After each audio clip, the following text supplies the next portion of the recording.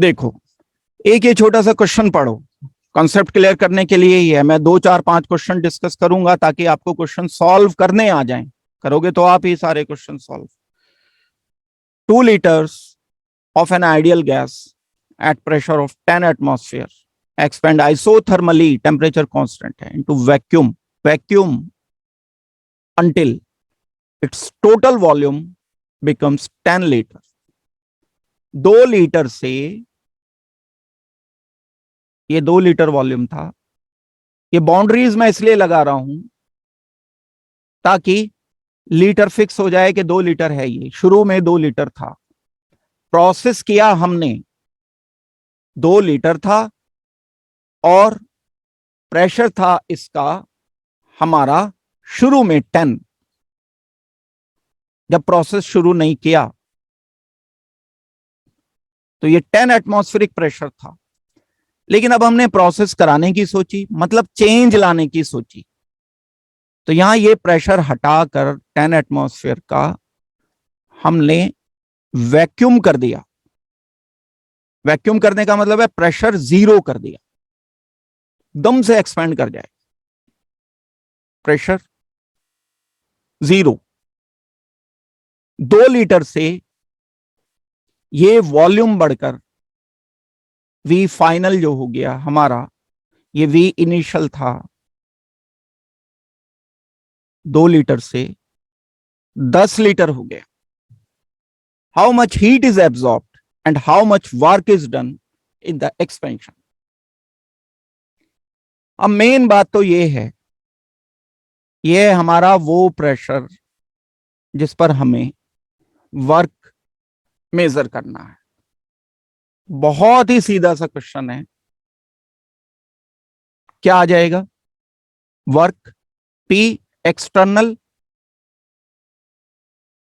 Delta V, V final minus V initial. ये वाला नहीं प्रेशर, यहां से तो अभी वर्क किया ही नहीं इसने, भी तो ये स्टेट है, स्टेट नंबर 1 है। स्टेट नंबर 1 से स्टेट नंबर 2 में आया ये वॉल्यूम। यहां से जब इतना बढ़ गया तब हमें वर्क चेक करना है ना, इस वाले प्रेशर पर वर्क चेक करना। इस पर तो स्टेट थी, ये तो रुका हुआ था। यहां से चलकर इधर आया, मींस पी एक्सटर्नल कितना रखोगे? 0। और अगर 0 रख दिया तो वॉल्यूम चेंज चाहे फिर जितना भी हो भाई, हुआ तो 10 - 2 है। तो कुल मिलाकर के तो ये वर्क 0 आया है। तो हम क्या बोलेंगे? Work done is equal to 0, no work is done. और जब वर्क डन नहीं हुआ है तो W इज इक्वल टू क्या होता है? -Q। ये लिखोगे आप? क्या मतलब है, क्यों लिखा है ऐसा? आइसोथर्मल, ये -Q के इक्वल होने का क्या मीनिंग हो गया? यानी हीट एब्जॉर्ब्ड इवॉल्व कुछ भी नहीं होगी, 0 के बराबर ही होगी। W 0 आ गया तो Q will also be 0। No heat is absorbed and no work is done. ये माना जाता है कि वैक्यूम में जब कोई चीज रख दी जाती है तो क्योंकि प्रेशर 0 हो जाता है, तो थर्मोडायनेमिक्स के अकॉर्डिंग वर्क डन 0 होगा सडनली अगर वैक्यूम क्रिएट कर दिया जाए। धीरे धीरे अगर हमने प्रेशर रिड्यूस किया, टेंड्स टू 0 कर सकते हैं हम, लेकिन बिल्कुल 0 का मतलब तो बिल्कुल आइडियल एक कंडीशन है, क्योंकि बड़ा मुश्किल काम है। 0 तो बहुत मुश्किल से होता है प्रेशर, वैक्यूम क्रिएट करना बड़ा डिफिकल्ट काम होता है।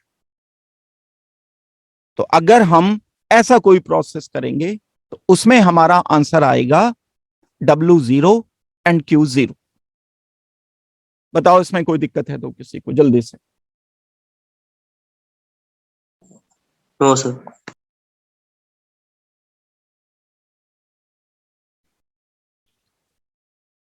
किस किस को समझ आया बताना जरा, पता भी चल जाएगा कौन कौन है क्लास में।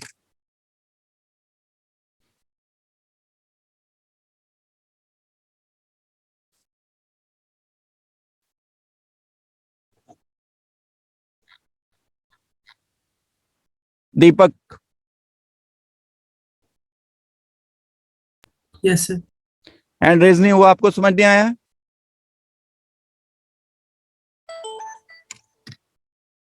सर ऐसे नहीं पता चला कि पी एक्सटर्नल आपने जीरो कैसे ले लिया, क्योंकि हमने वैक्यूम में पी एक्सटर्नल जीरो लिया जाता है। ऊपर से कितना प्रेशर लगाओगे वैक्यूम में, ये बताओ। वैक्यूम का क्या मतलब है? यानी ऊपर से हम कोई प्रेशर एक्सटर्नल अप्लाई नहीं कर रहे हैं तो वैक्यूम है। वैक्यूम किसे कहते हैं? जैसे स्पेस में वैक्यूम है, क्या मतलब है? वहां कोई गैस है ही नहीं, मतलब कुछ भी नहीं है वहां, नथिंग इज देयर। तो जब ये पिस्टन रुका हुआ है, इसका मतलब है कि ये प्रेशर और ये प्रेशर दोनों बराबर हैं। क्या होगा, अब हमने जो ऊपर से प्रेशर लगा रखा था, कितना था पहले? 10 एटमॉस्फेरिक प्रेशर था, ये था। और सडनली हमने इसको 10 हटा के, कोई मशीन थी उससे बस हमने प्रेशर जीरो कर दिया। वैक्यूम का मतलब यह है कि प्रेशर एक्सटर्नल, बाहर से जो लगाया गया, यानी सारी गैसें जीरो कर दी, हटा दी, बाहर कुछ भी नहीं है जो इस पर फोर्स डाल रहा हो, ये मीनिंग। समझ आ सर गई बात?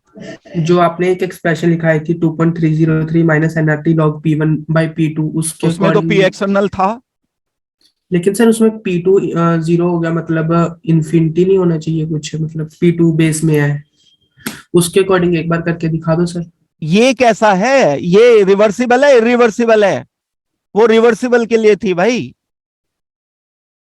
ये सडन प्रोसेस हुआ है, एकदम से बढ़ गया, ये धीरे धीरे थोड़ी ना कर रहे हैं हम।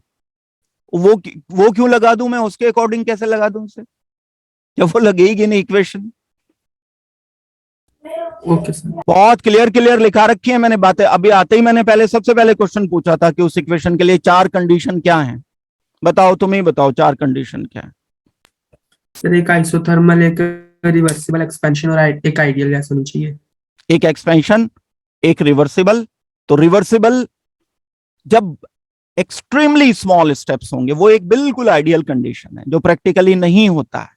लिखा होगा वहां रिवर्सिबल प्रोसेस, तब अप्लाई करोगे उसको, या मैक्सिमम वर्क की बात होगी तब बोलोगे।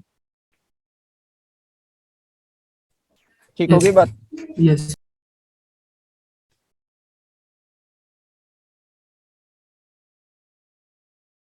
होने को हो जाएगा बाय डिफॉल्ट। उससे अनरेज कर लो भाई हैंड, लेकिन हमें सीधे सीधे रिलेशन अप्लाई करने हैं। उसके बाद देखो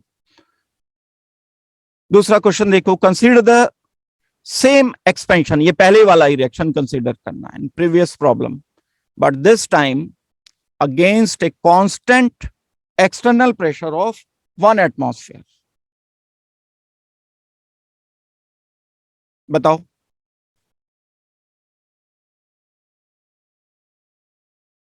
वही प्रॉब्लम है, बिल्कुल वही प्रॉब्लम। का मतलब ये, हमारे पास कोई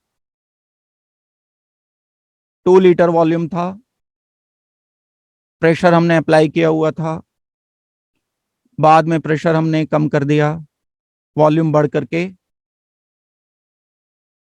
ये 10 लीटर हो गया। पी एक्सटर्नल कितना कर दिया? 1 एटमॉस्फेरिक कर दिया हमने। तो क्या होता है W is equal to P external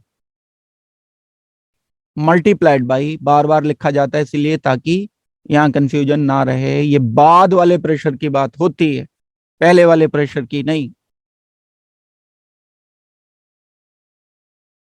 we final minus V initial.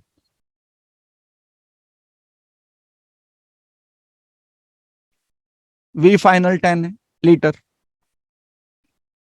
2 litre 1 है। कितना हो जाएगा work? 8 ATM litre. Litre atmosphere.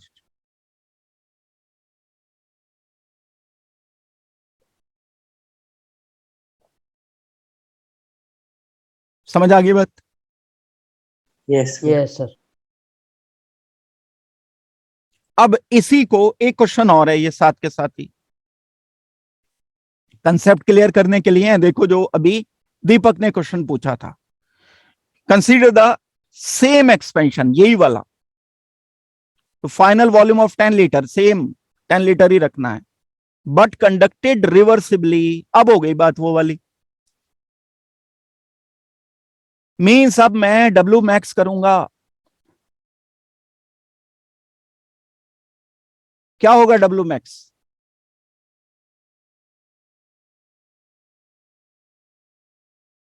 W max होगा एनआरटी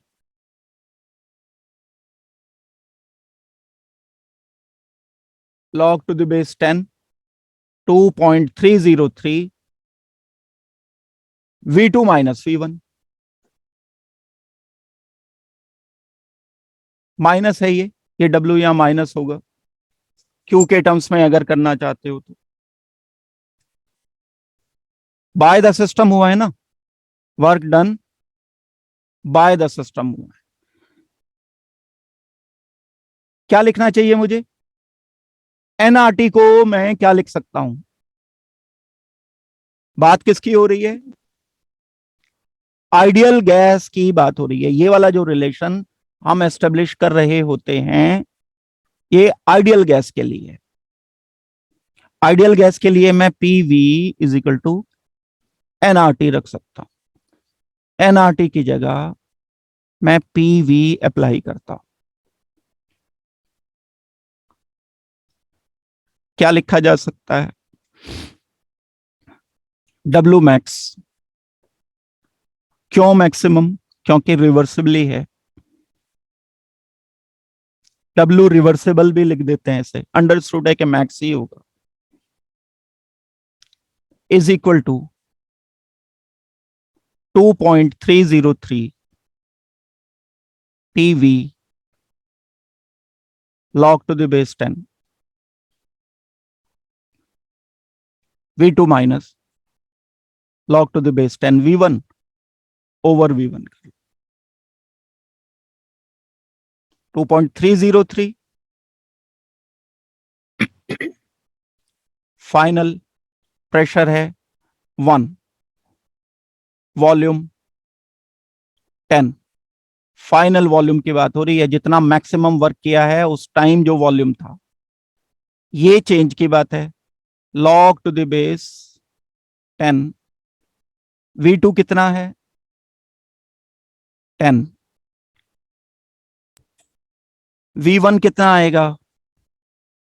स्टार्ट किया था 2 लीटर से, पुरानी प्रॉब्लम चल रही है ना, ये देखो जो प्रॉब्लम चल रही है ये वाली चल रही है प्रॉब्लम, स्टार्टिंग फ्रॉम 2 लीटर। ये तीनों रिलेटेड हैं प्रॉब्लम, ये 2 लीटर की बात हो रही थी, तो ये वही मैंने किया यहां पर।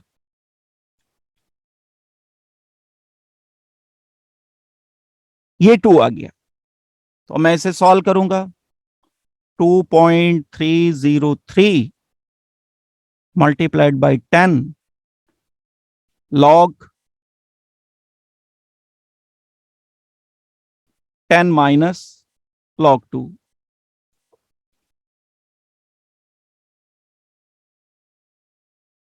ये आ जाएगा आपका 1।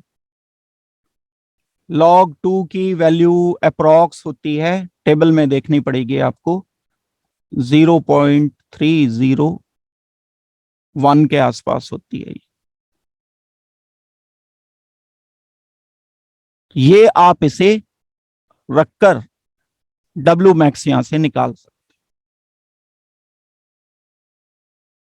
ये जो वर्क आएगा ये आइसोथर्मल रिवर्सिबल एक्सपेंशन, एक्सपेंशन ये फॉर एन आइडियल गैस। ये चार बातें इसके साथ एसोसिएटेड हैं इस फॉर्मूले के साथ।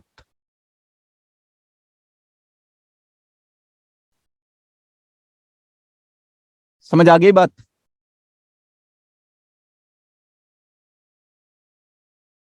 Yes sir.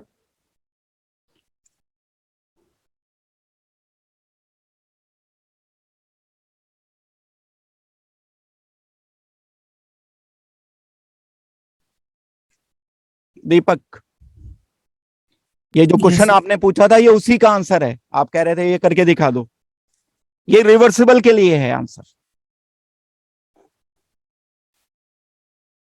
ठीक हो गई बात? दीपक यस बोल सर। के बताओ, समझ आ गया?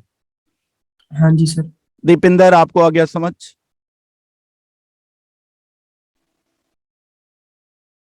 दीपिंदर, माइक नहीं चल रहा है, बोल के बताओ।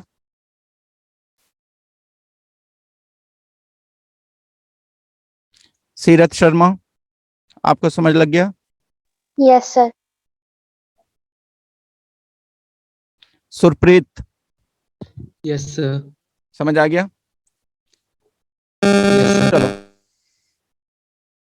आगे बढ़ते हैं। इसके बाद एक क्वेश्चन और देखते हैं, फिर उसके बाद हम अपना जो बची हुई थ्योरी है वो करेंगे।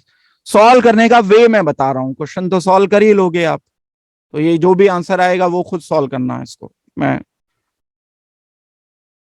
16.1 लीटर है आंसर, एनसीईआरटी की प्रॉब्लम है इनफैक्ट ये। अगर हमारे पास ये देखो जो एक क्वेश्चन दिया गया है आपको, if water vapour is assume to be a perfect gas, ideal gas, molar enthalpy change for vaporization of 1 mole of water at 1 bar। जब हम लिक्विड को किसी घटना क्या घट रही है सबसे पहले ये पता होना चाहिए। न्यूमेरिकल लेके तो तभी चलोगे ना जब पता चले कि प्रोसेस हमने क्या किया। वाटर था, ये वेपर में कन्वर्ट होता रहता है रेगुलरली एनवायरमेंट से हीट लेकर। चाहे आप बर्नर पे रख के हीट दो, चाहे नॉर्मल टेम्परेचर पर, ये एनवायरमेंट से हीट एब्जॉर्ब करता रहता है खुद, और वेपोराइजेशन प्रोसेस होता रहता है। ये वेपोराइजेशन प्रोसेस हम लिख सकते हैं H2O लिक्विड से H2O गैस। ये प्रोसेस वेपोराइजेशन प्रोसेस है और इसमें कुछ ना कुछ हीट एब्जॉर्ब होगी, बाहर से ये हीट एब्जॉर्ब करेगा तब ये वेपर में कन्वर्ट होगा। अब क्वेश्चन दोबारा पढ़ो। Water vapour assume to be perfect, ideal gas मानी ने वेपर्स को, ये से आइडियल मान के चलेंगे तभी तो हम ये अपने रिलेशंस जो हमने बनाए थे delta H is equal to delta U P delta V, ये अप्लाई कर सकते हैं। बिना आइडियल माने कैसे कर सकते हैं? उन्होंने पहले ही दे दिया, नहीं भी दिया होता तो भी हम परफेक्ट गैस मानते। इससे प्रैक्टिकली नहीं होती है लेकिन मान करके चल रहे हैं। मोलर एंथैल्पी चेंज, यानी एक मोल की एंथैल्पी जो डेल्टा एच होता है वो एक मोल का ही होता है for vaporisation of 1 mole of water. यानी अगर ये हम 1 मोल लें, ये 1 मोल गैस,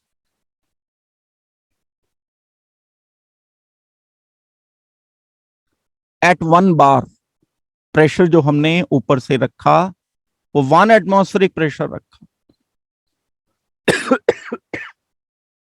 और टेम्परेचर यहां 100 डिग्री सेल्सियस, 41 किलो जूल पर मोल, ये वैल्यू दे दी गई डेल्टा एच की। अब हमें क्या करना है? 1 mole of water is vaporise at 1 bar pressure, ये दे दिया, and calculate internal energy change, delta U check करना है। तो यहीं देख लो, डेल्टा एच हमें गिवन है 41 किलो जूल पर मोल। फॉर्मूला क्या होता है हमारा? Delta H is equal to delta U plus delta N for gases RT. क्या लिखूं मैं यहां? डेल्टा एच गिवन है वैल्यू, डेल्टा यू मुझे कैलकुलेट करना है। डेल्टा एन कितना आएगा? 1 मोल गैस है, लिक्विड है, 0 काउंट करोगे तो डेल्टा एन की वैल्यू आएगी 1 लेनी पड़ेगी डेल्टा एन की वैल्यू, बस यही है और कुछ भी नहीं है इसमें क्वेश्चन में। +1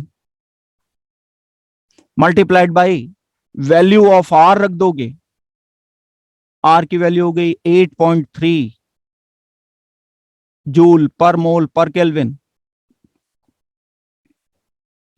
इसको किलो जूल को जूल में कन्वर्ट करना पड़ेगा। एंड टी कितना हो गया? 100 डिग्री सेल्सियस मतलब 373 केल्विन। ये हमारा डेल्टा यू निकल जाएगा। डेल्टा यू क्या हो जाएगा? 41 इंटू 10⁻³ जूल कर दिया मैंने, किलो जूल से जूल कर दिया, माइनस इस पूरे को उठा करके सारा सामान ये इधर भेज दो, क्या आ जाएगा? 8.3 जूल पर मोल पर kelvin multiplied by 373 kelvin. Solve करके जो भी आएगा वो हमारा आंसर आ जाएगा डेल्टा यू। एक बात तो ये हो गई, पहली बात हुई है। अब दूसरी बात तो बिना सॉल्व किए ही पता चल जाएगी भाई। 1 mole of water is converted into ice. नई इक्वेशन बनेगी। अब सेकंड के लिए मैं बनाऊंगा एक नई इक्वेशन। वो क्या होगी? H2O वाटर मतलब liquid is converted into H2O ice मतलब सॉलिड। यहां तो चेंज इन वॉल्यूम, इसका नेग्लिजिबल वॉल्यूम, इसका नेग्लिजिबल, यानी लिक्विड जो वाटर होता है हमारे पास, अगर मैंने 1 लीटर वाटर लिया, 1 लीटर वाटर को जमा कर उसको सॉलिडिफाई करके फ्रीजर में 1 लीटर आइस बना लिया, तो अंतर आएगा डेफिनेटली, लेकिन कितना अंतर होगा भाई? नेग्लिजिबल डिफरेंस होगा वॉल्यूम में। H2O अगर लिक्विड है, H2O अगर सॉलिड है, तो डेल्टा एन नेग्लिजिबल रहेंगे, हम इसे नेग्लेक्ट ही कर रहे हैं। चलो अगर 0 भी नहीं मानते तो टेंड्स टू 0 होगा। अगर टेंड्स टू 0 है तो मैं क्या लिख सकता हूं इसे? Delta H is equal to delta U plus delta N R T. तो या तो इसे 0 कह दो। अब आप बिल्कुल एक्यूरेसी पर आ जाओ कि नहीं, यहां तो थोड़ा सा वॉल्यूम चेंज होगा। हम इसे लिक्विड को जब सॉलिड में बदल रहे हैं तो मान लो 0.0001 लीटर का अंतर आ भी गया, 1-2 ml का अंतर अगर आ भी गया, तो हम क्या करेंगे? इन दोनों को जब मल्टीप्लिकेशन करोगे तो ये नेग्लिजिबल वैल्यू आएगी, तो ये दोनों लगभग लगभग बराबर बराबर हो जाएंगे। दैट मीन्स ऐसे केस में delta H approximately equal to, 100% नहीं, approximately equal to delta U, क्योंकि यहां वॉल्यूम में परिवर्तन नहीं आया है। क्योंकि ये डेल्टा जी अभी जो डिस्कशन चला था इतना, वो यही काम आएगा डिस्कशन। अगर आप सीख गए हो बात को तो पता चल जाएगा। कब आता है एंथैल्पी एंड इंटरनल एनर्जी में चेंज? जब वॉल्यूम में चेंज होता है रिएक्टेंट एंड प्रोडक्ट के। यहां रिएक्टेंट एंड प्रोडक्ट के वॉल्यूम में कंसिडरेबल चेंज हो ही नहीं रहा है। सॉरी, इसलिए हम इसको बोलेंगे कि ये बराबर बराबर होंगे delta H and delta U. बताओ इसमें किसी को कोई दिक्कत है तो? No, sir. समझ आ गया सबको? Yes, sir. Yes, sir. Yes, sir. अच्छा, हैंड रेस करके बताओ जल्दी, किस किस को समझ आया? बहुत तेजी से, शाबाश, बहुत अच्छे बच्चे हो।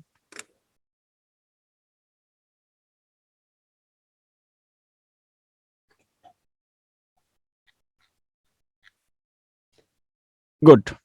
अच्छा, अब ये बताओ किसको समझ नहीं आया?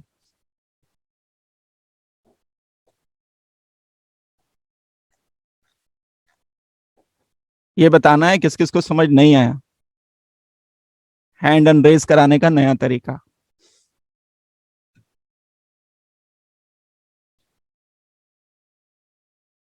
चलो, ये इनफैक्ट हमारा एक वे था जिससे हम कर सकते थे,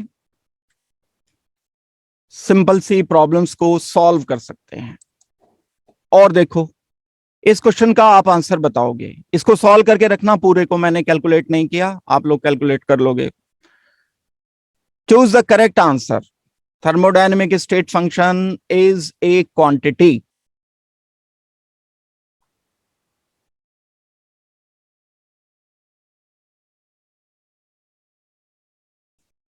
कर लोगे इसको, क्वेश्चन को?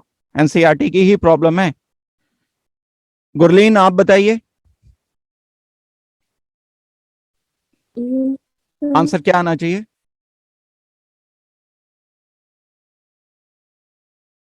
एकम, आंसर बताओ। थर्ड आना चाहिए।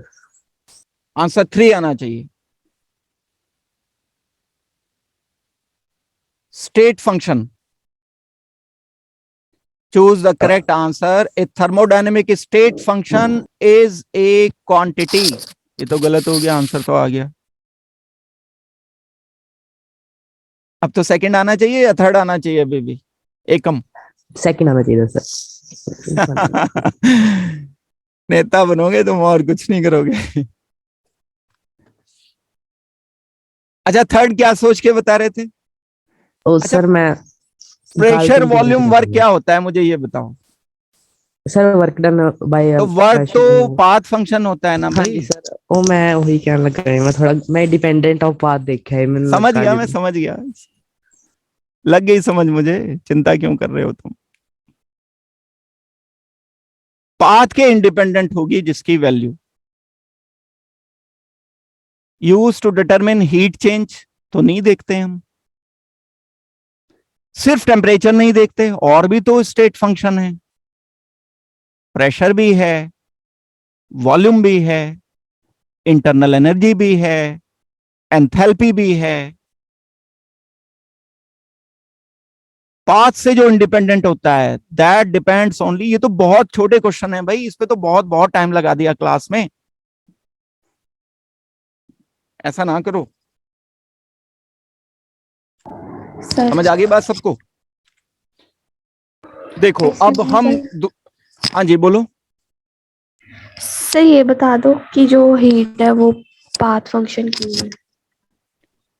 जो हीट होती है, मान लो मैंने एक प्रोसेस को दूसरे प्रोसेस में भेजा, और वे जो उसका था ए से बी था ये, या बी से ए था, ये बी है स्टेट, ये ए है। तो इसमें कुछ हीट एब्जॉर्ब हुई या इवॉल्व हुई, वॉट एवर। अब आपने क्या किया, बी से सी पर ले गए, सी से डी पर ले आए, डी से फिर ए पर आए। तो अब जो क्यू होगी ये इस Q1, Q2, Q3 के बराबर होगी। अब इनका समीशन बराबर थोड़ा ही होगा, ये तो पाथ कुछ भी हो सकता है, ज्यादा हीट लग सकती है। अरे भाई, आपको शुरू में जब क्लास में मैं पढ़ा रहा था तब एग्जाम्पल बताए थे, ग्राउंड फ्लोर से मुझे यहां तक आना है। अब हाइट तो एक स्टेट फंक्शन है, लेकिन इस हाइट पर मैं सीधा एलिवेटर से भी जा सकता हूं, लिफ्ट से, स्टेयर से भी जा सकता हूं, यहां दौड़ लगा करके इधर से स्टेयर से चढ़ जाऊं, फिर इधर भी आ सकता हूं। तो यहां तो मैंने ज्यादा वर्क किया ना, ज्यादा एनर्जी लगाई ना। अगर कोई इंजन में बैठ करके मैं जा रहा हूं, उस इंजन को फ्यूल ज्यादा देना पड़ेगा ना यहां से, तो सबसे कम फ्यूल यहां लगेगा, यहां फ्यूल अलग लगेगा। सर इस पाथ, हिसाब से तो इंटरनल एनर्जी भी फिर पाथ पे। इंटरनल एनर्जी अलग चीज है, हीट अलग चीज है।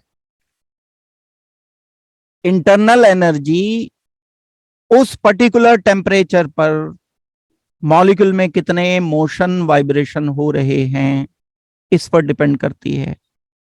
हीट तो वो अमाउंट ऑफ एनर्जी है, एनर्जी के वो पैकेट्स हैं जो बाहर से हम उसे दे रहे हैं या जो वो बाहर लूज कर देती है। इंटरनल एनर्जी तो स्टेट पर डिपेंड करेगी।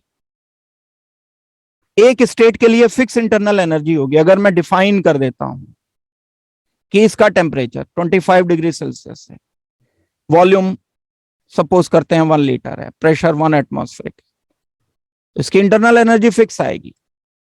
अब इंटरनल एनर्जी तब चेंज होगी जब मैं बाहर से इसे हीट दे करके या तो टेम्परेचर करा दूं, बढ़ा दूंगा इसका, या फिर इससे वर्क डन करा दूंगा। लेकिन अगर फिलहाल ये रुका हुआ है किसी स्टेट में, तब इसकी इंटरनल एनर्जी, तो स्टेट पर चाहे मैं इसे किसी भी तरह से 25 डिग्री सेल्सियस पर किसी भी तरह से घुमा करके लाऊं, उतना ही टेम्परेचर इसका रहेगा, इंटरनल एनर्जी उतनी रहेगी, उतने ही मोशन रहेंगे, उतने ही वाइब्रेशन रहेंगे। इंटरनल एनर्जी अलग चीज है, हीट अलग चीज है।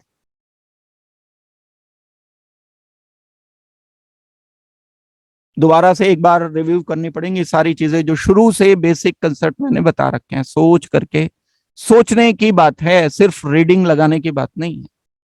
थिंकिंग एबिलिटी बढ़ानी पड़ेगी। बताओ और क्या पूछना चाहते हो कोई? अच्छा, अगर मैं यहां से सपोज करते हैं चंडीगढ़ से अंबाला जाता हूं,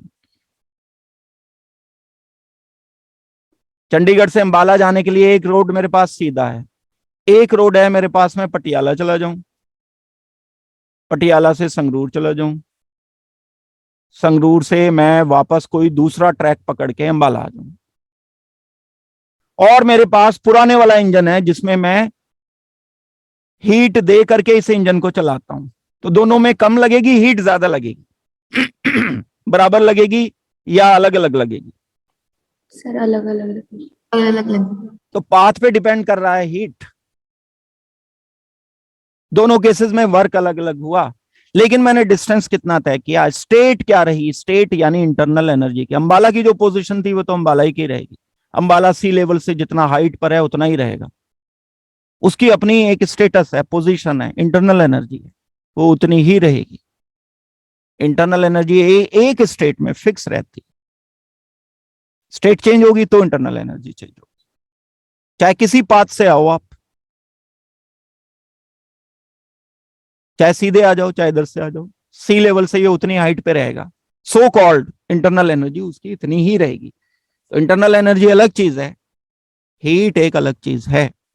वो बात एक अलग है कि हीट देने से इंटरनल एनर्जी बढ़ जाती है तो स्टेट चेंज हो जाएगी भाई, स्टेट पे इंटरनल एनर्जी डिपेंड करेगी। पाथ एक अलग वे है और स्टेट एक अलग वे।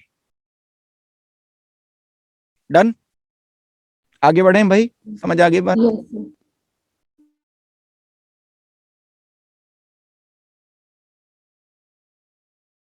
सेकंड होगा आंसर इसका, एनसीईआरटी की प्रॉब्लम है ये।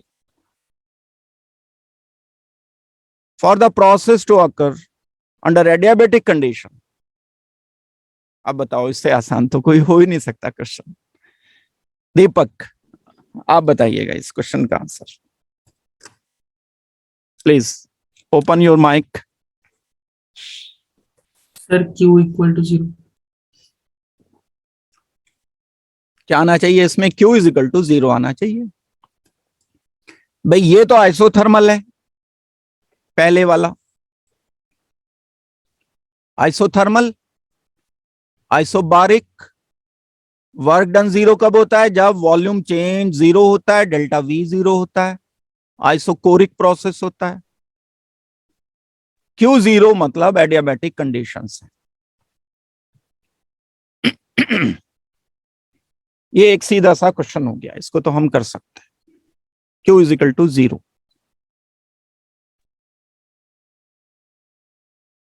डन हो गई बात।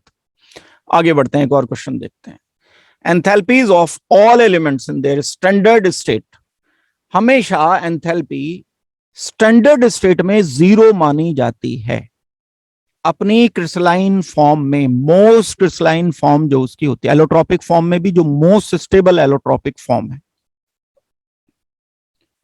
एलिमेंटल स्टेट में ये मान लिया गया है। क्योंकि देखो, हम पहले से पढ़ते आ रहे हैं कि एनर्जीज, एंथैल्पीज, इंटरनल एनर्जीज हम एब्सोल्यूट नहीं जान सकते, तो हमने कुछ चीजें मान ली।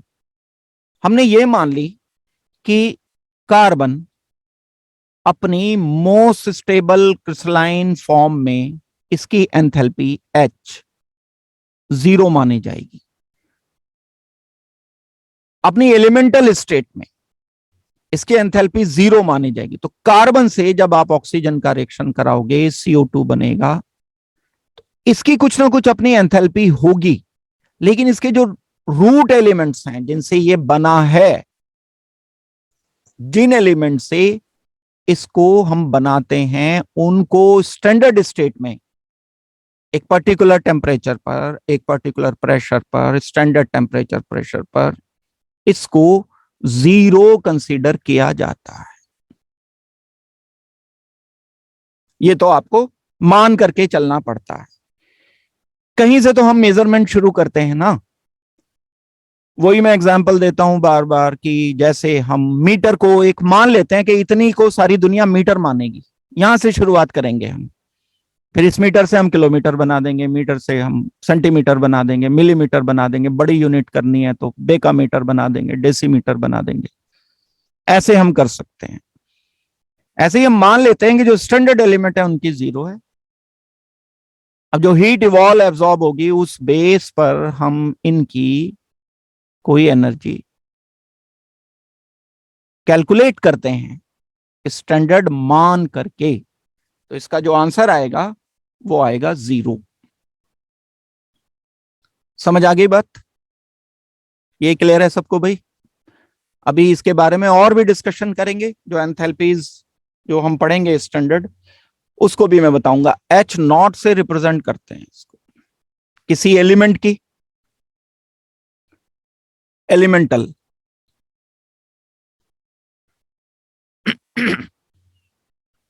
अगर सिर्फ H है स्टैंडर्ड स्टेट में 1 एटमॉस्फेरिक प्रेशर पर, रूम टेम्परेचर पर, तब उसे 0 काउंट किया जाएगा। देखो नेक्स्ट, देखो इसके बाद delta U of combustion of methane is -X, value of delta H is, इनमें से क्या आएगी? सोचना पड़ेगा। कंबशन करना है मीथेन का। कंबशन का मतलब होता है कंप्लीट ऑक्सीडेशन। मीथेन CH4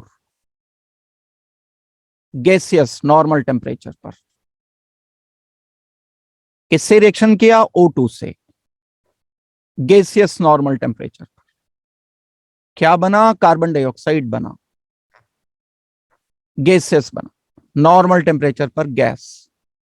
क्या बना साथ में? बाय प्रोडक्ट वाटर बना। हाइड्रोकार्बन में मैंने खुद ने बताया आपको ये रिएक्शन, वाटर नॉर्मल टेम्परेचर पर लिक्विड। बैलेंस कर लेंगे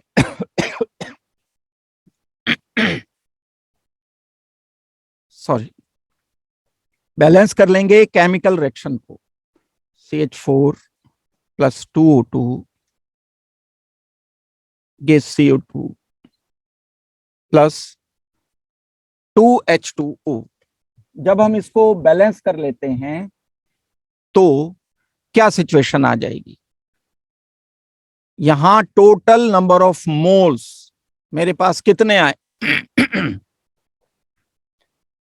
गैस के 1। यहां रिएक्टेंट के टोटल नंबर ऑफ मोल्स कितने आए मेरे पास? 3। तो डेल्टा N कितना आ जाएगा? 1 - 3 -2। अब रिलेशन बताओ डेल्टा यू डेल्टा एच में मुझे जल्दी से। Delta H is equal to, बोलो जल्दी कोई। Delta U plus delta N for gas RT, delta N for gas RT. RT. Delta N कितना आ गया, जो भी कुछ है -2 आरटी। डेल्टा यू कितना दिया है, -x दिया है, ये दिया है -x। तो ये माइनस में है, ये माइनस में है, जुड़ करके ये ज्यादा माइनस में हो जाएंगे। तो अब आप कंपेयर करके मुझे बता दो, बताओ जल्दी से आंसर। एक्सोथर्मिक होगा सर। एक्सोथर्मिक एंडोथर्मिक की बात नहीं है, आप मुझे ये बताओ कि डेल्टा यू की वैल्यू डेल्टा एच से ज्यादा होगी, डेल्टा एच की वैल्यू डेल्टा यू से ज्यादा होगी या कम होगी? डेल्टा यू बड़ा होगा सर। डेल्टा यू बड़ा होगा, डेल्टा एच सर छोटा होगा। छोटा होगा। छोटा होगा। डेल्टा एच छोटा होगा। सर डेल्टा एच नेगेटिव में बड़ा है, मतलब वो छोटा है नेगेटिव overall। वैल्यू बताओ, डेल्टा एच नेगेटिव में कहां बड़ा है? ये दोनों मिल करके डेल्टा एच की वैल्यू ज्यादा नेगेटिव हो गई ना, तो डेल्टा यू बड़ा हो गया और डेल्टा एच छोटा हो गया। बात तो क्योंकि वैल्यू की गई है यहां पर हमसे, कंपैरिजन कर लिया हमने, दो का कंपैरिजन किया।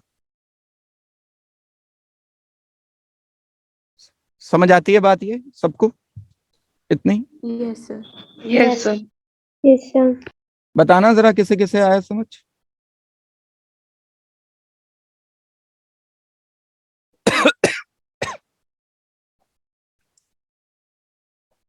दो फायदे मिलते हैं, एक तो ये भी पता चल जाता है कि आप हो दीपिंदर, दीप इंदर, दीपिंदर नहीं दीप इंदर, सॉरी तुमने बोला था मेरा नाम दीप इंदर है, दीपिंदर नहीं है।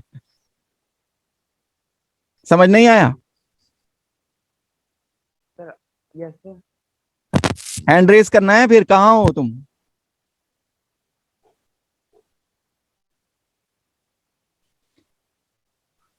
चलो ठीक है, आगे बढ़ते हैं।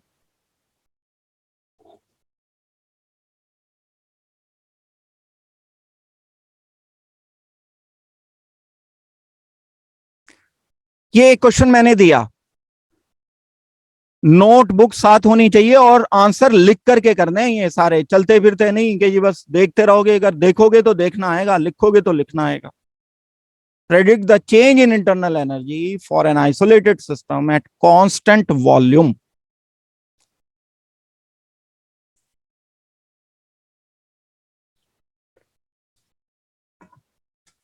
दीपक बताओ।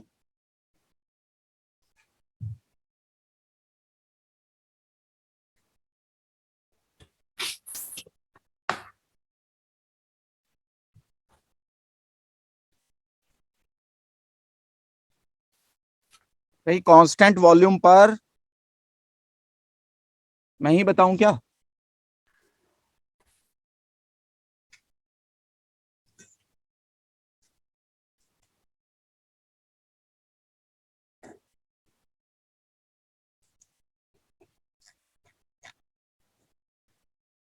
विक्रम बोलो।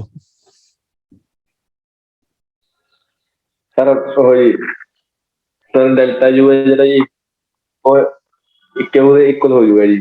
इक्वल हो जाएगा, सीधी सी बात है, क्योंकि वर्क डन जीरो है कांस्टेंट वॉल्यूम पर।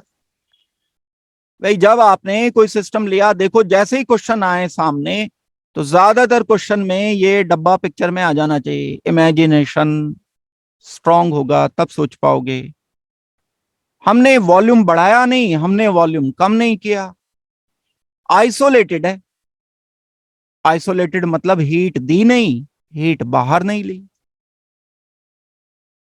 वॉल्यूम है कांस्टेंट, प्रेशर भी नहीं बढ़ा, ना हीट दी और ना हीट ली, आइसोलेटेड सिस्टम बोला जाएगा। तो हम ऐसे केस में बोलेंगे वर्क डन जीरो होगा and for isolated system there is no transfer of energy or heat. Sir ऐसे बोल सकते हैं इंटरनल एनर्जी सेम रहेगी क्या? Yes. क्योंकि heat बिल्कुल, तभी तो इंटरनल एनर्जी सेम रहेगी.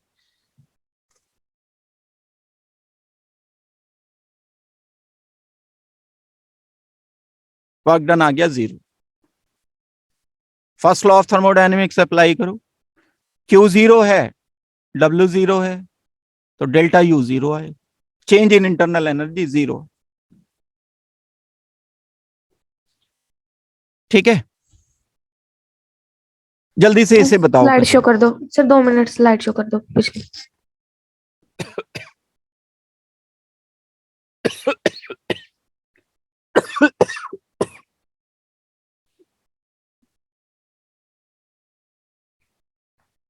Done. Yes sir. Why in some reaction heat is evolved, while in some reaction takes place only by absorption of heat. ये ठीक है, मैं एग्री करता हूं कि आपको ये पता होगा, लेकिन आप इसे एक्सप्लेन कैसे करोगे? 2 लाइन लिख करके मुझे बताओ. ये आता सबको है, बता कोई नहीं पाएगा. ये ऐसे क्वेश्चंस होते हैं बहुत सारे, लिख नहीं पाते हो. लिखना सीखो. दैट मीन्स आपको लिखना आना चाहिए. आपसे मैं किसी से भी पूछूंगा, बहुत सटीक आंसर 2 या 3 लाइनों से ज्यादा नहीं होना चाहिए.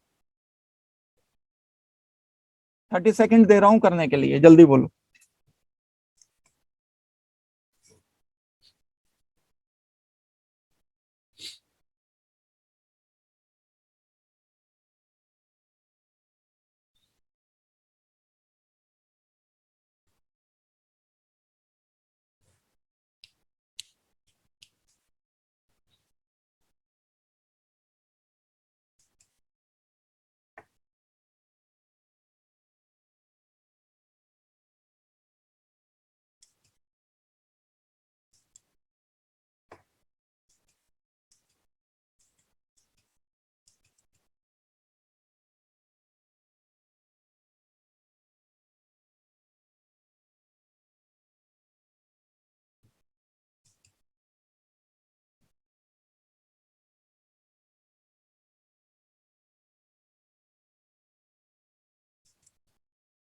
यस, बताओ भाई कोई.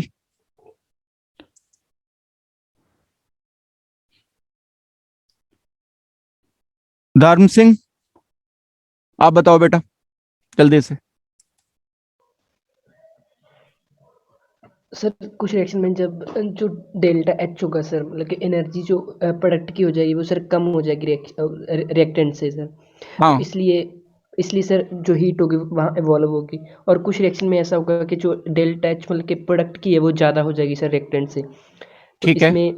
तो इसमें हीट की एब्जॉर्प्शन होगी सर. और किसी ने सही से लिखा है?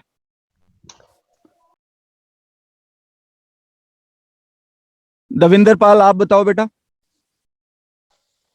ਸਰ ਜਿਵੇਂ ਸਰ ਅੱਧੇ ਰਿਐਕਸ਼ਨਸ ਤਾਂ ਸਰ ਐ ਹੋਊਗਾ, ਮਤਲਬ ਸਰ ਜਿਵੇਂ sir Q = delta U + W ਹੁੰਦਾ ਸਰ. ਮਤਲਬ ਕਈਆਂ ਚ ਤਾਂ ਜਿਹੜਾ ਇੰਟਰਨਲ એનર્ਜੀ ਦਾ ਸਰ ਚੇਂਜ ਨੈਗੇਟਿਵ ਜਾਂ ਪੋਜ਼ਿਟਿਵ ਹੋਊਗਾ ਸਰ, ਤੇ ਵਰਕ ਡਨ ਵੀ ਸਰ ਪੋਜ਼ਿਟਿਵ ਜਾਂ ਨੈਗੇਟਿਵ ਹੋਊਗਾ ਸਰ.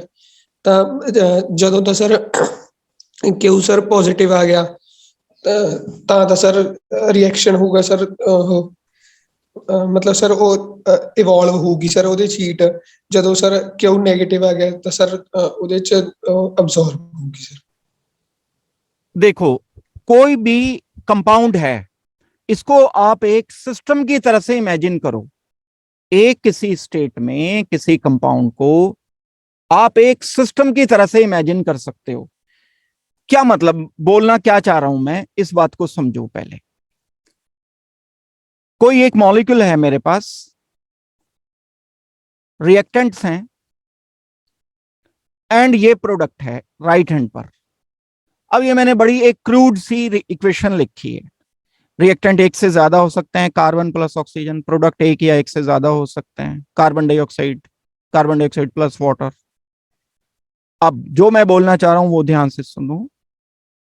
किसी एक स्टेट में एक पर्टिकुलर टेम्परेचर, एक पर्टिकुलर प्रेशर, एक पर्टिकुलर वॉल्यूम पर इसके अपने पास कुछ अपना पोटेंशियल होता है, अपनी अंदर से कुछ एनर्जी होती है इसकी, जिसको हम कहते हैं इंटरनल एनर्जी। उस एनर्जी को एंथैल्पी भी हम बोल देते हैं। कई बार कंडीशन में जब कांस्टेंट प्रेशर पर हम कोई कन्वर्जन कैरी करते हैं तब हम उसे बोलेंगे कि ये पर्टिकुलर एनर्जी एंथैल्पी है। इसके पास दैट मीन्स अपने कुछ पैकेट्स हैं, मान लो 5 पैकेट हैं इसके पास, प्रोडक्ट के अपने कुछ पैकेट्स होंगे। दैट मीन्स जैसे हम कहते हैं ना कि पोटेंशियल एनर्जी है किसी की, किसी का एक अपना पोटेंशियल होता है, एक हाइट पे ले गए पोटेंशियल एनर्जी बढ़ गई, नीचे ले आए पोटेंशियल एनर्जी कम हो गई, तो पोटेंशियल चेंज हो गया किसी का। तो ये एक छुपी हुई एनर्जी है जो रिलेटेड है किसी कंपाउंड के साथ। कार्बन डाइऑक्साइड की अपनी अलग होगी, O2 की अपनी अलग होगी, कार्बन की अपनी अलग होगी,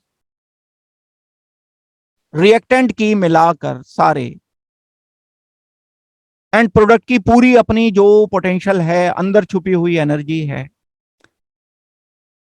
मान लो इसके अंदर जो छुपी हुई एनर्जी है वो 4 है, इन दोनों के अंदर कार्बन ऑक्सीजन में ये 5 थी एनर्जी। तो अगर मैं स्टेट चेंज कर रहा हूं, रिएक्टेंट से प्रोडक्ट पर ला रहा हूं, तो मुझे क्या करना पड़ेगा? बच जाएगा ना ये, इसके पास तो 5 पैकेट थे, यहां 4 एनर्जी के पैकेट, तो 1 एनर्जी का पैकेट बच गया। वो एनर्जी का पैकेट हीट की फॉर्म में निकल जाएगा, हम बोलेंगे ये एक्सोथर्मिक रिएक्शन है। तो हमें क्या बोलना चाहिए? जब प्रोडक्ट की नेट एनर्जी कंटेंट रिएक्टेंट के एनर्जी कंटेंट से कम होते हैं तब हीट इवॉल्व होती है। और अगर रिवर्स होता, ये प्रोडक्ट के पास मान लो 6 पैकेट होते, इसके पास 4 पैकेट होते, तो 2 बार से देने पड़ते, बाहर से हीट देनी पड़ती, सप्लाई करनी पड़ती, एंडोथर्मिक टाइप रिएक्शन होता। दूसरी बात को हम कैसे एक्सप्लेन करेंगे? एब्जॉर्प्शन ऑफ हीट को कैसे एक्सप्लेन करेंगे? जब प्रोडक्ट के heat content, energy content reactant के एनर्जी कंटेंट से ज्यादा होते हैं। हीट कंटेंट बोल सकते हो, एनर्जी कंटेंट बोल सकते हो।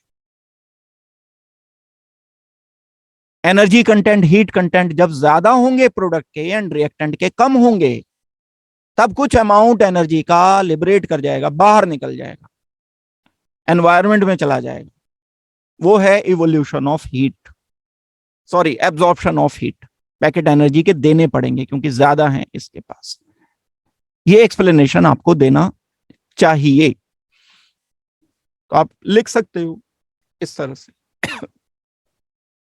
और अगर ये कांस्टेंट प्रेशर पर हुआ तब इन्हीं हीट कंटेंट को हम नाम दे देते हैं एंथैल्पी। इनको ही हम नाम दे देंगे तब एंथैल्पी। तो आप एंथैल्पी के टर्म्स में, एनर्जी के टर्म्स में, हीट कंटेंट के टर्म्स में आंसर लिख सकते।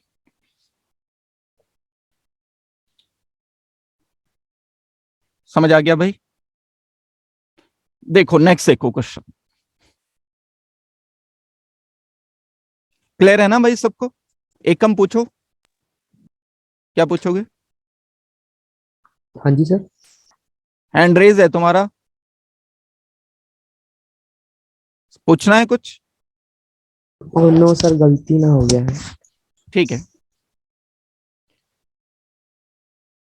देखो comment on thermodynamic stability of NO। ये एक नया टर्म है आपके लिए। स्टेबिलिटी के बहुत सारे मीनिंग होते हैं।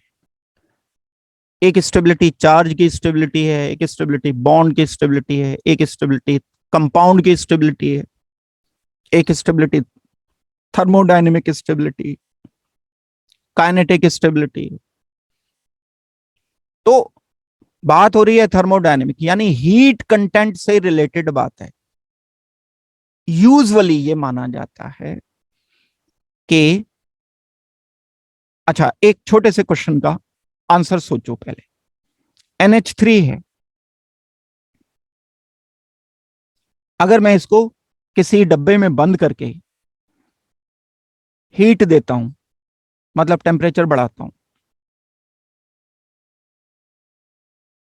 और टेम्परेचर बढ़ाया, और हीट दी, और हीट दी, और हीट दी, एक टाइम आएगा कि ये कंट्रोल से बाहर हो जाएगा, इसके बॉन्ड टूट जाएंगे, N2 अलग हो जाएगा एंड H2 अलग हो जाएगा। हम बोलेंगे कि ये डिकम्पोज हो गया है। तो जैसे जैसे हम हीट किसी को देते हैं बाहर से, हर एक मॉलिक्यूल का अपना एक डिकम्पोजिशन टेम्परेचर होता है। अब टेम्परेचर बढ़ाएंगे तो वो थर्मोडायनेमिकली अनस्टेबल होता चला जाएगा, यानी वो डिकम्पोज होने के लिए रेडी होता चला जाएगा। मान लो ये 200 डिग्री सेल्सियस पर डिकम्पोज होना था और मैंने टेम्परेचर रख रखा है इसका 50, फिर 100 कर दिया, फिर 150 कर दिया, तो 150 पर ये अनस्टेबल काउंट होगा, 100 पर या 50 पर ज्यादा स्टेबल काउंट होगा, क्योंकि 200 पर ये पूरी तरह डिकम्पोज होके नाइट्रोजन एंड हाइड्रोजन में ब्रेक हो जाएगा। तो थर्मोडायनेमिक स्टेबिलिटी हीट कंटेंट पर, जो हीट उसने अंदर अपने एब्जॉर्ब कर रखी है, उसके अपने हीट कंटेंट हैं, उस पर भी डिपेंड करती है। इसके अपने पास कितनी हीट है इंटरनल, इस पर भी डिपेंड करती है। सिर्फ टेम्परेचर से मैंने बताया, लेकिन हीट कंटेंट एक अलग चीज है टेम्परेचर से। ये गिवन डाटा है हमारे पास। नाइट्रोजन ने ऑक्सीजन से रिएक्शन किया, NO बना, और NO बनने के साथ साथ ये डेल्टा H प्लस में है, मतलब हीट हमें बाहर से इसको देनी पड़ी। एंडोथर्मिक रिएक्शन होगा ना, तभी तो प्लस होगा। ये एंडोथर्मिक है रिएक्शन।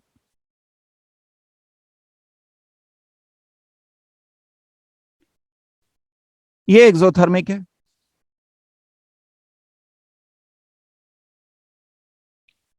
क्यों नहीं है? ये डेल्टा H है, ध्यान रखना, क्यू का साइन अलग होगा। यहां क्यू पॉजिटिव होगा, डेल्टा H नेगेटिव होगा एक्सोथर्मिक में।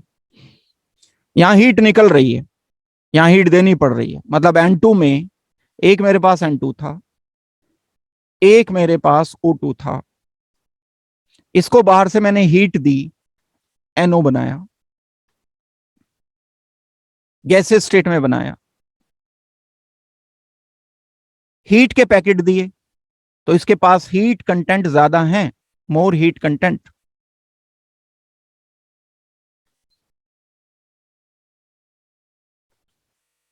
अब दूसरा रिएक्शन हुआ, NO को O2 से रिएक्शन किया, ये NO था जिसके पास हीट के पैकेट ज्यादा थे, एनर्जी के पैकेट ज्यादा थे, क्योंकि हीट एब्जॉर्ब कर रखी थी इसने।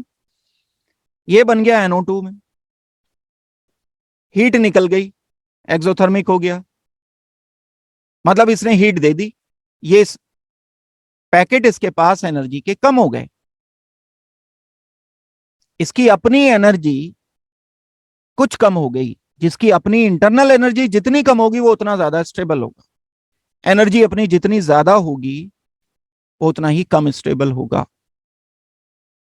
तो ये डेटा बता रहा है हमें कि क्योंकि NO बनने में हीट का एब्जॉर्प्शन होता है, अपने कॉरेस्पॉन्डिंग रिएक्टेंट के कंपैरिजन में इस NO के हीट कंटेंट, एनर्जी के पैकेट इसके पास ज्यादा हैं, इसके पास एनर्जी के पैकेट कम हैं।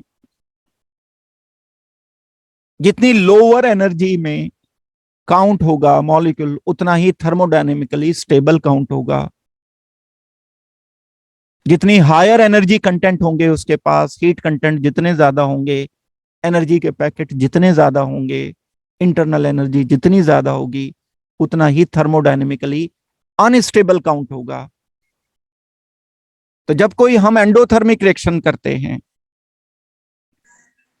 उसमें कुछ स्टेबिलिटी प्रोडक्ट की कम होती है, जब कोई एक्सोथर्मिक रिएक्शन करते हैं तो NO2 की स्टेबिलिटी ज्यादा है, NO की स्टेबिलिटी कम है। यहां से हमें क्या कमेंट करना है, इस पे एक्सप्लेनेशन देना है। इसमें हम एक्सप्लेनेशन देंगे stability of thermodynamic stability of NO is less, और ये लेस स्टेबल है, NO2 मोर स्टेबल है।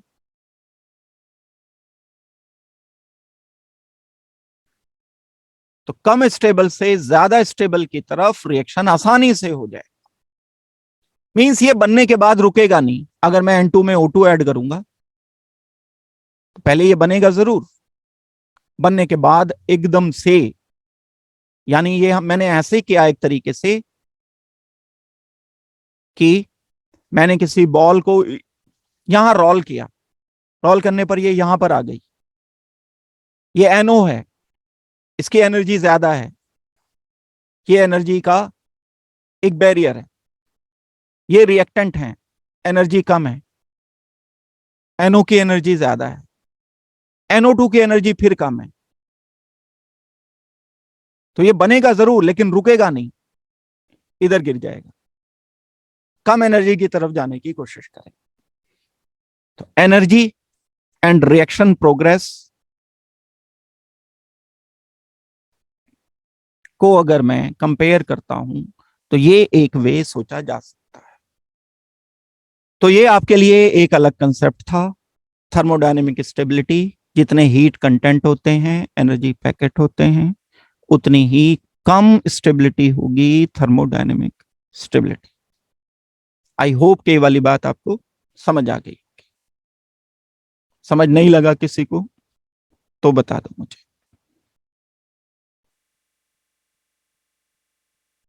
विक्रम, समझ आ गई बात? यस सर, लगे लगे। इनायत दीप, समझ आ गया आपको? Yes sir.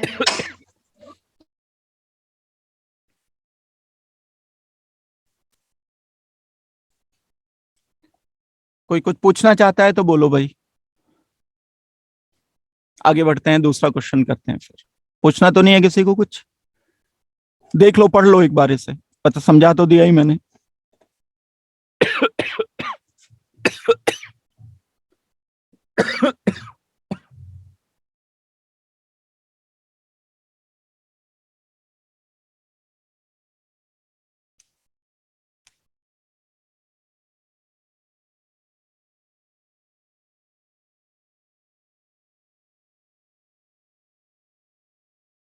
ठीक है, बढ़े आगे। Yes sir. Yes sir. चलो देखो, नेक्स्ट क्वेश्चन देखो। When 430 joule of work is done on a system, it evolves 120 joule of energy. System है, हमने इसको वर्क करा दिया, कंप्रेस कर दिया, सिस्टम पर वर्क हो गया। सिस्टम ने नहीं किया वर्क, तो मुझे रखना पड़ेगा W पॉजिटिव।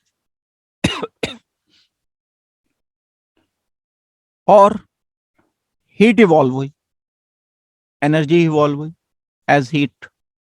इस पूरे प्रोसेस में Q हीट इवॉल्व हो गई, Q रखना पड़ेगा मुझे नेगेटिव।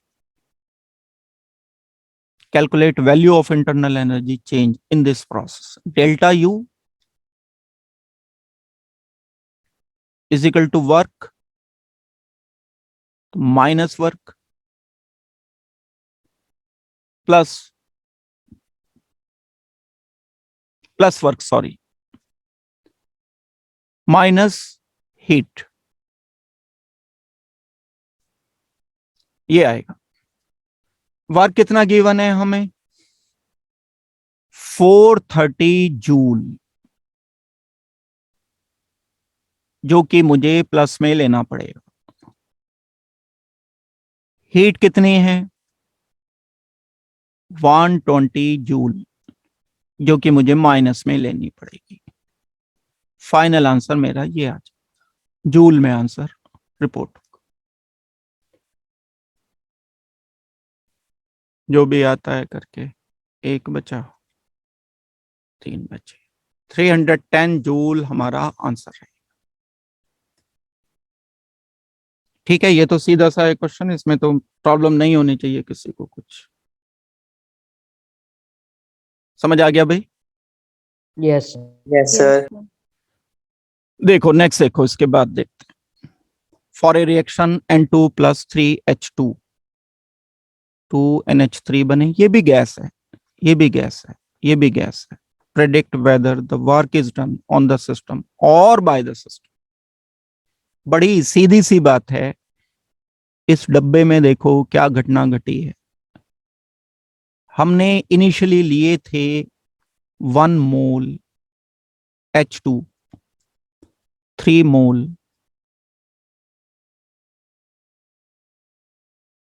1 मोल N2, सॉरी 3 मोल्स H2। शुरू में वॉल्यूम था 3 + 1, वॉल्यूम 3 + 1 4 था वॉल्यूम। बाद में कितना हो गया, जब रिएक्शन कंप्लीट हो जाएगा, सारी N2 खत्म, इसका तो वॉल्यूम नहीं रहेगा, सारा हाइड्रोजन खत्म, इसका वॉल्यूम नहीं रहेगा। क्या बन जाएगा रिएक्शन पूरा होने के बाद? रिएक्शन पूरा होने के बाद रह गया यहां अमोनिया NH3, जिसके 2 मोल्स हैं। टेम्परेचर की, प्रेशर की कंडीशन सेम है, तो मोल कम हो गए, 4 मोल से 2 मोल रह गए। 4 मोल से 2 मोल कम रह गए, तो वॉल्यूम में तो रिडक्शन हुआ है ना, there is reduction in volume.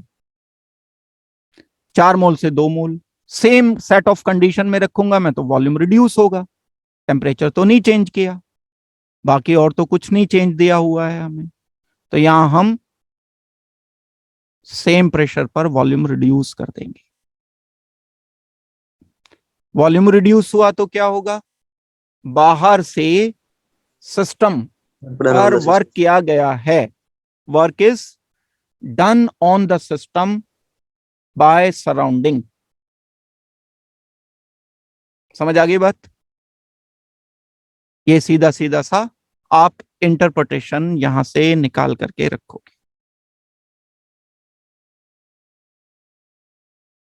Volume is decreasing, so work is done on the system. 2-3 point ये जल्दी से मुझे लिख करके दिखाओ। फर्स्ट लॉ ऑफ थर्मोडायनेमिक्स के कम से कम 3 लिमिटेशन मुझे बताओगे, थर्मोडायनेमिक्स के नहीं, फर्स्ट लॉ ऑफ थर्मोडायनेमिक्स के।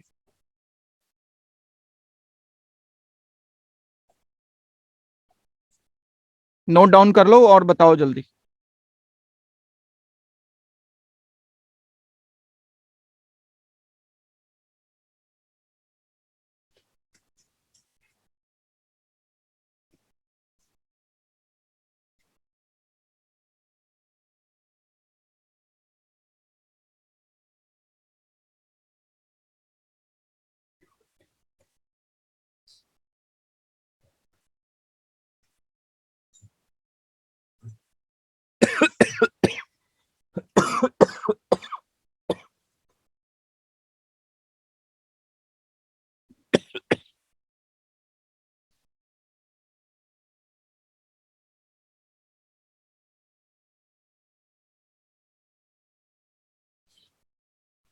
यस बताइए प्लीज।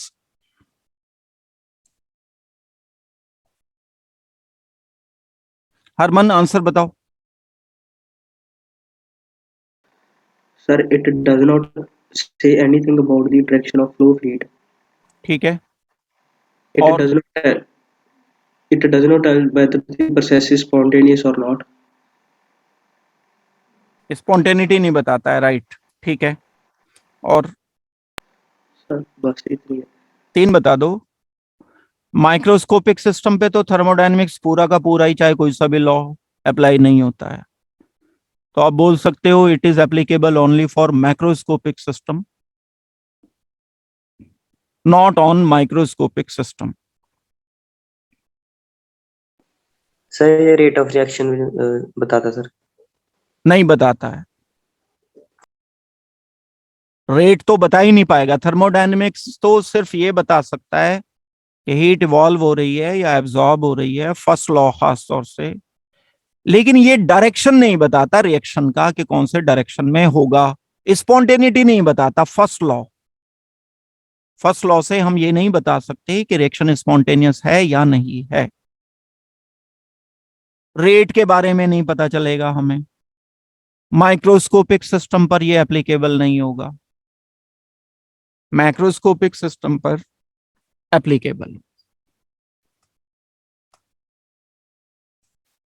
ठीक हो गई बात। तो लिमिटेशन हम इसकी कर सकते हैं, डायरेक्शन नहीं बताएगा, काइनेटिक्स के बारे में, रेट के बारे में नहीं बताएगा, स्पॉन्टेनिटी के बारे में नहीं बताएगा। ये बताओ चलो जल्दी से, हमें प्रेडिक्ट करना है डेल्टा एच डेल्टा यू। तेजी से बता रहा हूं क्योंकि अब ये वाले क्वेश्चन आ गए आपको। प्रेडिक्ट डेल्टा एच बड़ा है या डेल्टा एच छोटा है या बराबर है। पहले वाले में ग्रेफाइट प्लस 1 मोल है, 1 मोल है, डेल्टा एन 0 हो गया ना। अगर डेल्टा एन 0 हो गया तो delta H is equal to delta U हो जाएगा पहले रिएक्शन के लिए। लेकिन दूसरे रिएक्शन के लिए 1 मोल ये है, 1 मोल ये है, 1 मोल ये है, तो 2 माइनस 1, 1 प्लस 1, प्रोडक्ट के मोल्स गैसेस हैं क्योंकि इसलिए ले रहे हैं, -1 इज इक्वल टू 1। तो यहां इस केस में आ जाएगा delta H is equal to delta U plus R T, 1 R T, delta N की वैल्यू 1 आ गई, आर टी आ गया, तो कुछ ऐड करना पड़ रहा है हमें, तो ये वैल्यू ज्यादा हो जाएगी। डेल्टा एच अभी यहां ज्यादा होगा और डेल्टा यू कम होगा सेकंड केस में, लेकिन फर्स्ट केस में दोनों बराबर होंगे। बड़ा सिंपल सा क्वेश्चन है।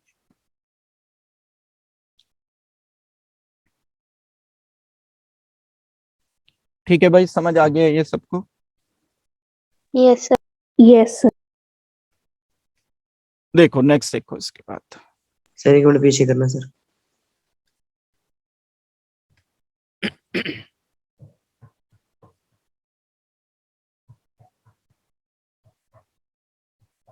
हो गया भाई?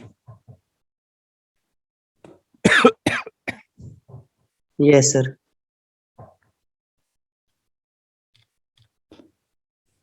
Which of the following are state function?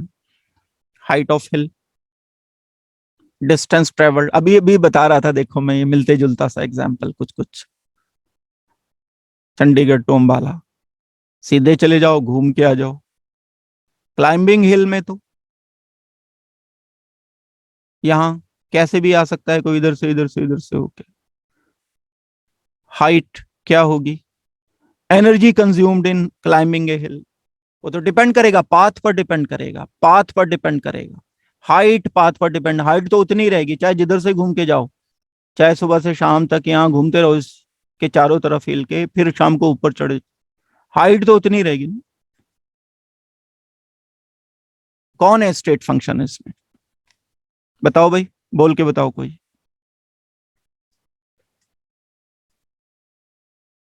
State Height. Function कौन है इसमें? Height of height of Height of hill. hill. ठीक है, इसमें स्टेट फंक्शन होगा हाइट, बाकी पाथ फंक्शन है। In the reaction what will be the sign of work, अभी तो किया ही है, बस वहां पर पूछा था कि वर्क कौन कर रहा है। नेगेटिव होगा, डिक्रीज हो रहा है, पॉजिटिव होगा सॉरी, क्योंकि सिस्टम पर वर्क हो रहा है। बाहर से कंप्रेस कर दिया ना हमने, 4 वॉल्यूम में 3 + 1, 4 से 2 कर दिया, तो कंप्रेशन कंप्रेशन का मतलब क्या एज्यूम किया जाएगा कि बाहर से एनवायरनमेंट ने, सराउंडिंग ने वर्क किया है सिस्टम पर। सराउंडिंग वर्क करता है तो ये पॉजिटिव।